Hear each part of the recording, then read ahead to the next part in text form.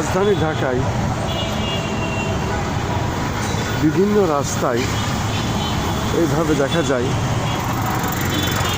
এইভাবে তারা bearing system করে গাড়ি একজন ঠেলে আর একজন পঙ্গু মানুষ বসে থাকে। এভাবেই তারা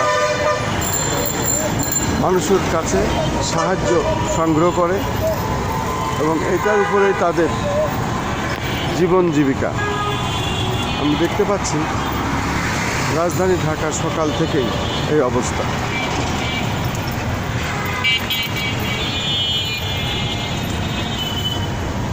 কি অসুবিধা, না সমস্যা নাকি? হ্যাঁ, একটা ঠ্যাং নাই। কি হয় আপনার?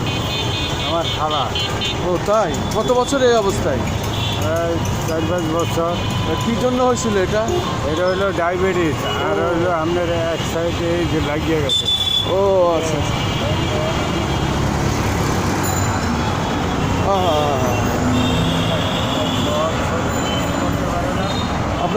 আপনাদের বাড়ি কোথায়?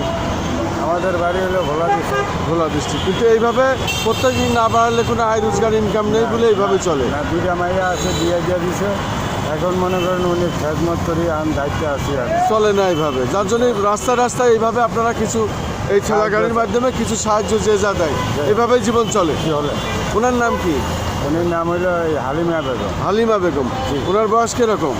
ওনার বয়স মনে করেন 70 হয়েছে নি। কিন্তু পিছিয়ে কোনো খুঁজ নেই বাবা। শুধু দর্শক দেখতে পাচ্ছি উনি মূলত ডায়াবেটিক্স হয়ে উনি এইভাবে পঙ্গু হয়ে গেছেন। একটি পা নাই, কেটে ফেলা লাগেছে এবং একটি পা যখন ফেলে দেওয়া হয়েছে তখন তার জীবন জীবিকা চলার মতো আর কোনো উপায় নাই। সঙ্গে এই ভদ্রলোক, উনি বলছেন আমার সম্পর্কে খালা, আমি এইভাবে গাড়ি করে এই যে বেয়ারিং সিস্টেম চাকা লাগায় রাজধানী ঢাকার বিভিন্ন জায়গায় পথে পথে ঘুরে, এটা বিরাট একটা কষ্টের কাজ, কিন্তু যা ইনকাম হয় তাতেই তারা জীবন জীবিকা চলে। আসলে এভাবে কি চলে? আল্লাহই চালায়। আসলে খুব কষ্ট হয়। কষ্ট তো হয়। তা এখন তো নতুন প্রধানমন্ত্রী জনাব তারেক রহমান, উনি বলেছেন যে এইসব পঙ্গুত্ব লোক হবে না, তারা কষ্ট পাবে না, তারা কার্ড পাবে, তাদের ইনকাম হওয়ার দরকার। কী চান আপনি প্রধানমন্ত্রীর কাছে, দেশের কাছে, রাষ্ট্রের কাছে? আলহামদুলিল্লাহ, আমি চাওয়ার পাওয়ার কিছুই নাই।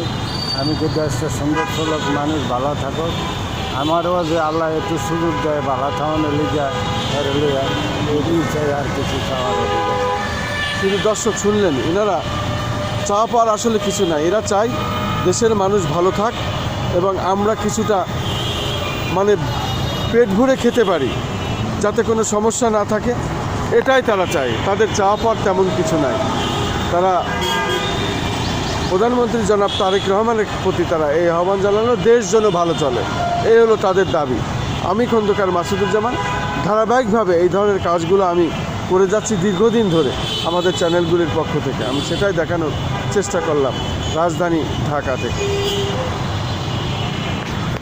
শুধু দর্শক, আসলে এটাই হলো মানুষের জীবনের জীবন সংগ্রাম। আমি এই কাজগুলি সাধারণত করে থাকি দীর্ঘদিন ধরে, আমার চ্যানেলগুলির পক্ষ থেকে আমি দেখিয়ে থাকি।